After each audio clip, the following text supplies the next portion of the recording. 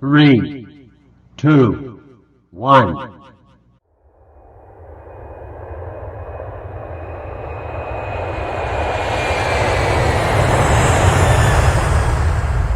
？CA になりたい JK 夕日の国際協力の先輩にインタビューするラジオ。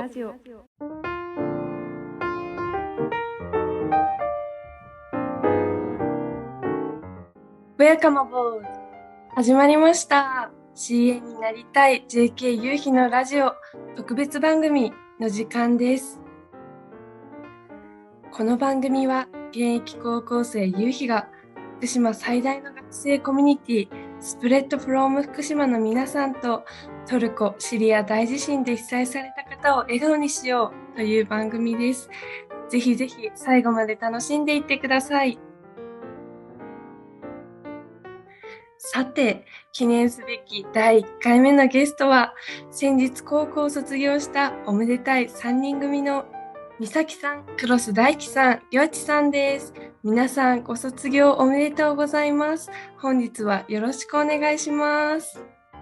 よろしくお願いします。よろしくお願いします。お願いします。では簡単にゲストの皆さんのプロフィールをご紹介いたします。美咲、福島県生まれ、福島県育ち、幼少期からの夢を叶えるために生まれ育った福島でチャレンジし続ける女子高生。黒須大樹、宮城県在住、見た目がヤクザな高校生。りょっち、福島県在住、青春をボランティアに捧げた男。ざっとプロフィールをご紹介させていただきましたが、とても個性豊かですよね。そしてこの3人組の皆さん、すごいんです。様々な活動に積極的に励まれているんですよ。たくさん質問させていただきたいところですが、皆さんに3つの質問。1、将来の夢は何ですか？ 2、12年前の東日本大震災、福島第一原子力発電所事故での経験を教えてください。3、震災での経験が人生にもたらしたもの。トルコ・シリア大地震で被災された方にメッセージをお願いします。ではでは、早速教えてください。幼少期からの夢を叶えるために生まれ育った福島でチャレンジを続けている美咲さんですが、将来の夢は何ですか？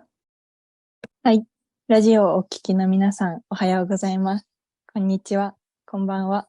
先ほどご紹介していただいた美咲です。私の将来の夢は、生まれ育った福島県で地域の方から信頼される薬剤師になることです。以上です。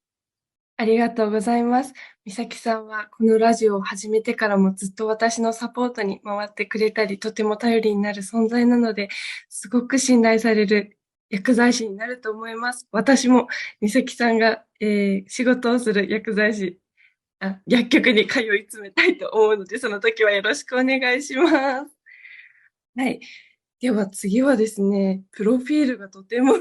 特徴的で、つい意味がこぼれてしまった。見た目がヤクザな高校生、黒須大樹さん、将来の夢を教えてください。はい。どうもありがとうございます。ご紹介に預かりました。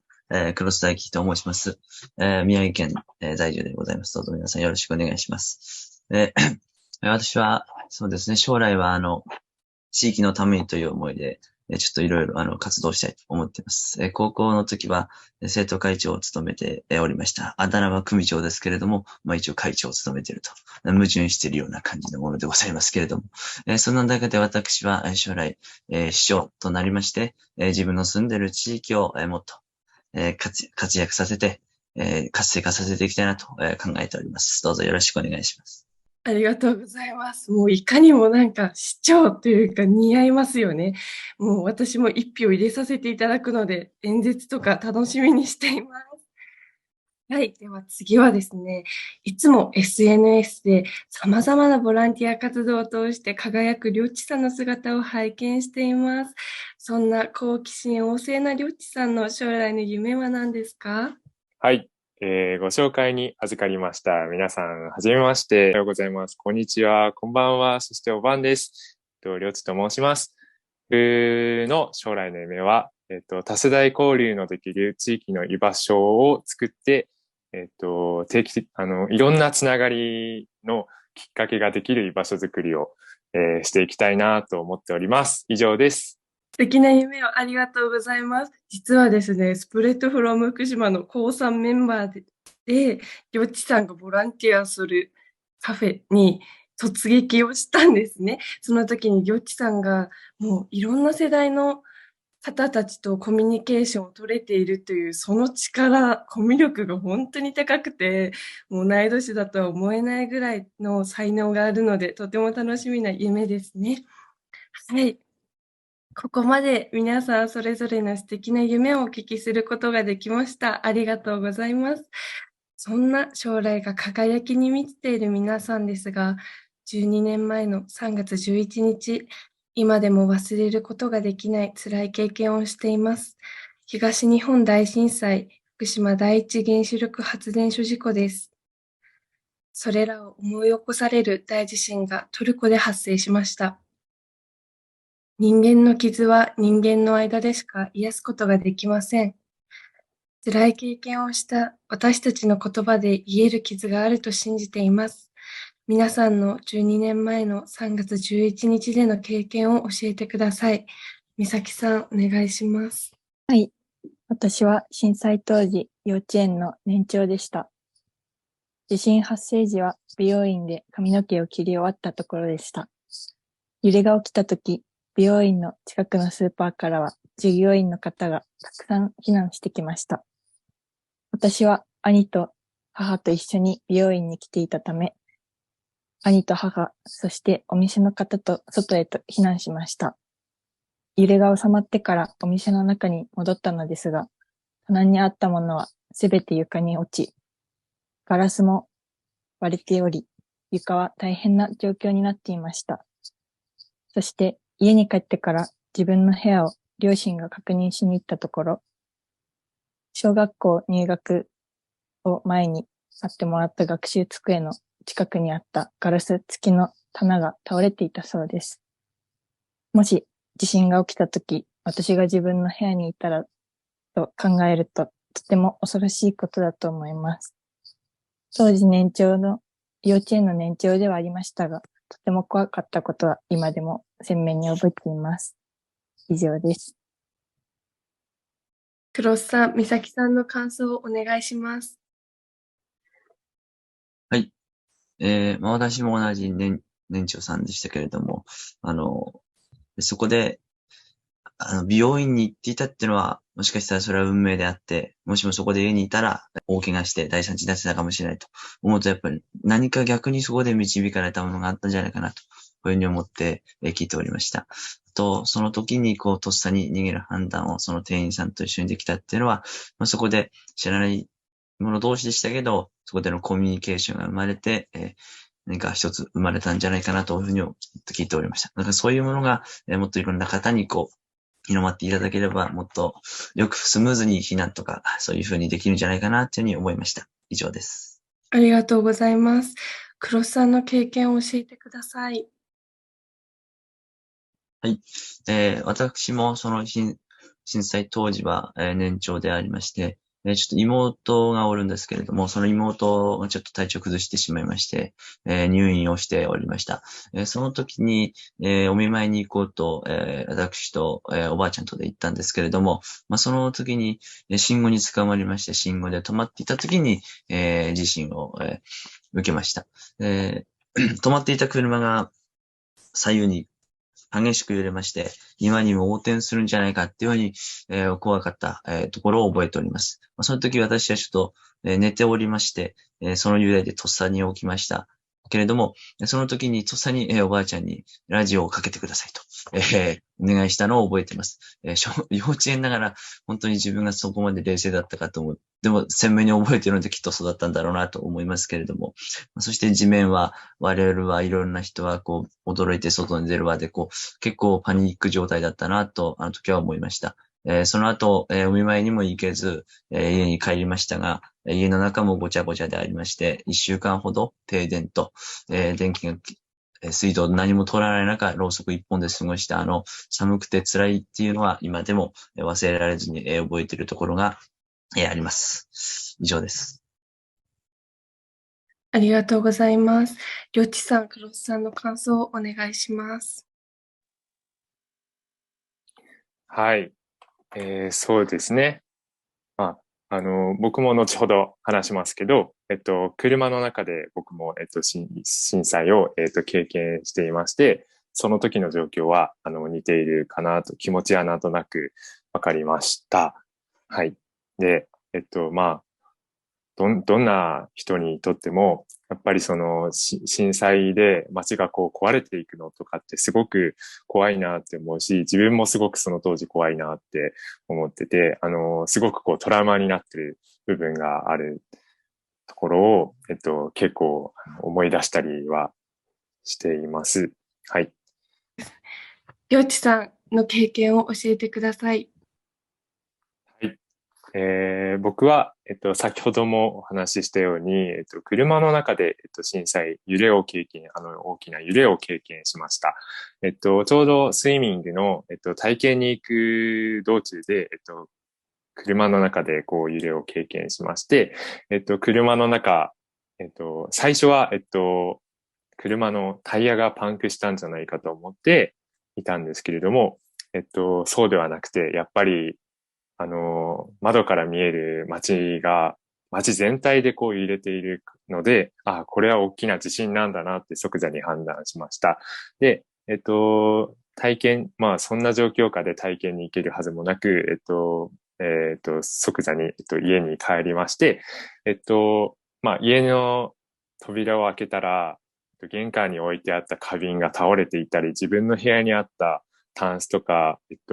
洋服とかがごちゃごちゃになってて、あと、水道とか、お風呂から、泥が出ていたりとか、あとは、テレビ画面もずっと L 字になっていて、で、余震が結構あったので、緊急地震速報が、頻繁に流れてはすごく怯えていたという記憶があります。あと、放射能が高いのが原因で、外に出るときに、マスクをつけなきゃいけないっていうところがよくあったんですけれども、それが、今のコロナ禍の生活にすごくよく似ているなっていうふうに、その当時の記憶を、思い返して、今そういうふうに、なんか、12年前と同じことをなんか今もやってるんだなっていうふうに感じたことがあります。以上です。ありがとうございます。みさきさん、りょうちさんの感想をお願いします。はい。私は震災当時、先ほどもお話しした通り、美容室にいたのですが、りょうちさんの場合は車で震災を経験したということで、車の中での揺れだったり体験を聞くことができて、とても貴重なお話を聞くことができました。また、震災後、放射能の影響でマスクをしなければならないということだったのですが、私の小学校は春に運動会をやる予定だったのですが、やはり放射能の影響があり、秋の運動会へと変更したことを今でも覚えています。今のコロナ禍の生活でもマスクはしていますが、12年前と少し似ているなとは私も思っていたので、そこは同じ気持ちなんだなと思いました。以上です。ありがとうございます。なんか一瞬にして今までの当たり前を奪われたっていう経験だったんですけど、今こうやってラジオ収録ができるのも、たまたまの震災経験した場所がたまたまでの場所だったとか、もう偶然が偶然重なってるなって思ったので、なんか当たり前のことで感謝して生きていきたいなと思いました。ありがとうございました。辛い経験をお話しするのはとても勇気が必要です。皆さん本当にありがとうございます。最後の質問です。震災での経験はマイナスのことばかりではなく、自分の人生の様々な部分に生きていることもあります。今回のラジオもトルコ、シリア大地震で被災された方を笑顔にしたいと参加していただいております。震災での経験が人生でもたらしたもの、そしてトルコ、シリア大地震で被災された方にメッセージをお願いします。では、りょうちさんお願いします。はい。東日本大震災が、私の人生にもたらしたものは、いつ、どんな災害が起きても、生活できるように、大丈夫なように、自分の命を守れるように、備えなきゃいけないなっていう、常にそういう、危機感というか、いい意味での危機感を、持てているなというふうに、思います。その他は、どういう避難するときはどういう場所に行ったらいいのか、どういう人に連絡をしたらいいのか、どういう道を通っていけばいいのかっていうところも自分はすごく意識して常に思い立ったときに考えられて、で、いざそういうのを実際に訓練したりとかして、実際に行動に起こしているなというふうに思います。メッセージなんですけれども、本当に、自分も、ニュースだとか、この PCP の、SNS の方で、たびたび更新されて状況を見ていますけど、本当にやっぱり、すごく大きな地震で、建物もいろいろ崩壊していて、本当に辛い思い、悲しい思い、苦しい思いをされている方がたくさんいるんだなっていうふうに感じています。ですけども、本当に、やっぱりその人たちだけじゃなくて、やっぱり全国というか、世界中の皆さんが、国の皆さんが、ちょっとずつでも大きくとも、いろんな支援があると思うので、皆さんで、とても辛い、環境だとは思うんですけれども、一歩一歩、小さくても大きくても大丈夫なんで、みんなで復興に向けて、頑張って歩いていきましょう。以上です。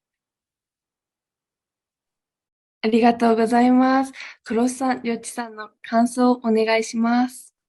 はい。いや、とても、熱い思いを感じるようなお言葉だなと思いました。いや、本当にいつも思うのは、我々の世代ってのは本当にある意味特別な世代なんじゃないかなと、いつも思ってます。ですから、りょうちさんは、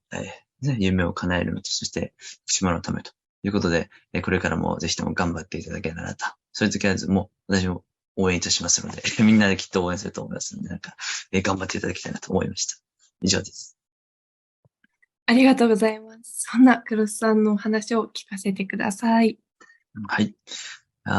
私は、やっぱり宮城県ということでありまして、内陸の方だったので、そういう津波とか、そんな、なかなか来なくて、地震の揺れと停電というだけだったんですけれども、それでも、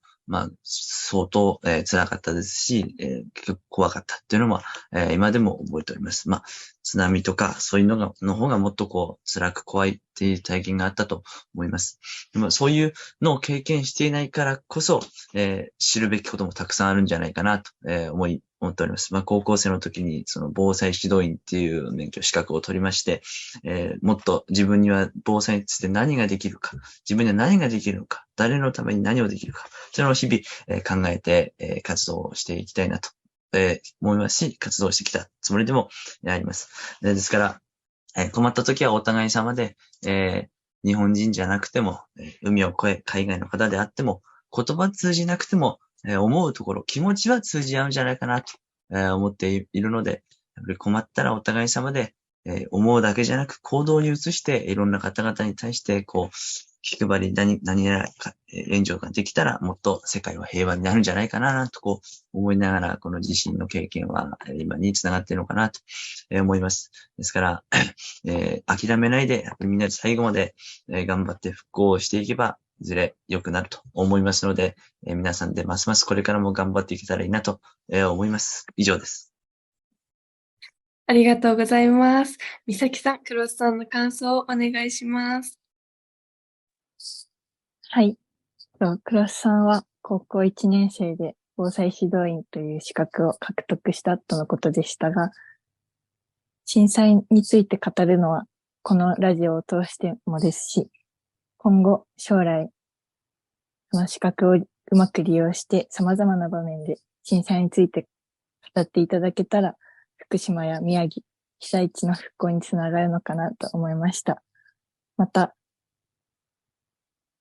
住んでいる場所が違くても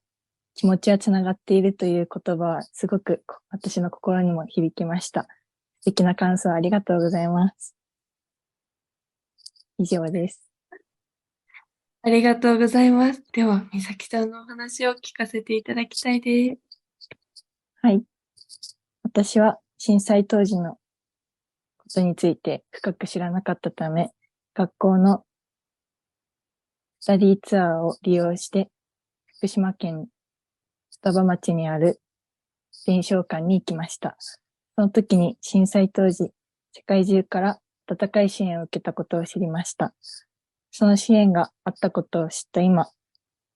ピースセルプロジェクトとスプレッドフローム福島のコラボプロジェクトであるラジオに出演しています。このプロジェクトに参加するという行動力が震災で私が経験した人生にもたらしたものだと思っています。そしてトルコ・シリア大地震で被災された方へ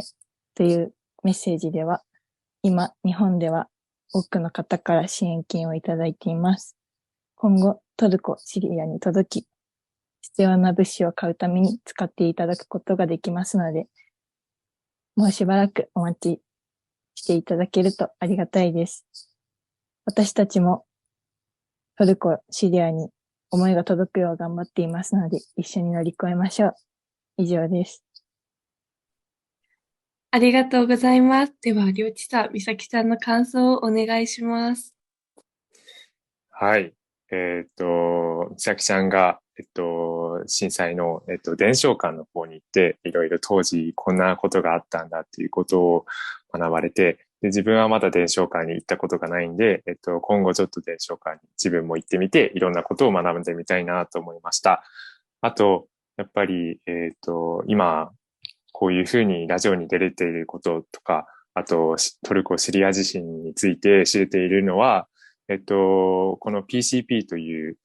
活動をやっている団体を、ゆうひちゃんが、紹介してくれなかったら、自分は絶対に出会ってなかったと思うし、自分が、こういうことに、いろいろ気づけなかったと思うし、どういう支援ができるのとか、自分たちが、じゃあどうしていけばいいかっていう、いろんな気づきを、ゆうひちゃんはじめ、いろんな方々にすごくいろんな方々からすごく与えられてきたので、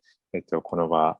で、ラジオに出させていただいていることを、活動できていることを、すごく感謝しております。以上です。ありがとうございます。なんかすごいうるっときちゃうお話を皆さん本当にありがとうございます。なんか何か一つでもね、欠けていたら私たちも出会うことができなかったかもしれないと考えると、何でもつながっているんだなと思ったので、これからもご縁を大切に頑張っていきたい、楽しんでいきたいと思います。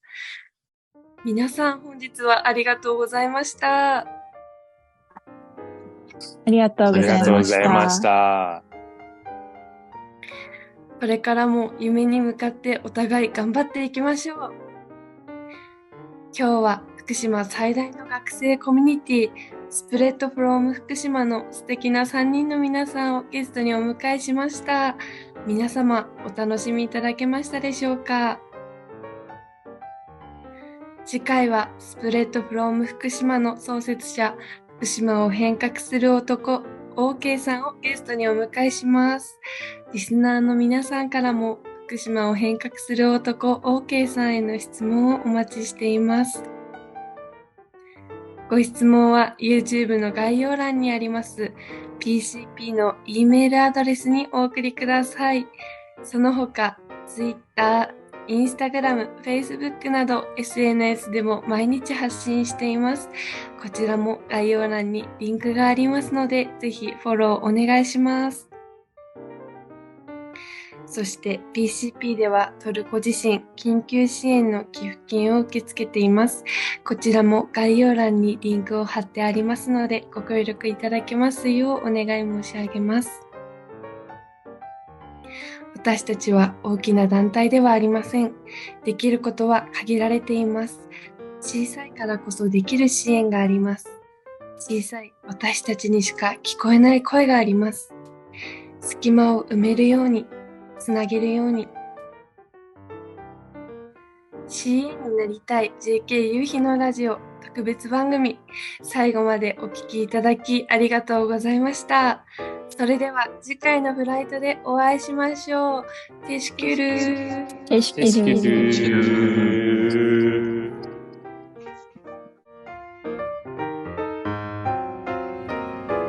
この番組は絵本と演劇で紛争を止めるピースセルプロジェクトの提供でお送りしました。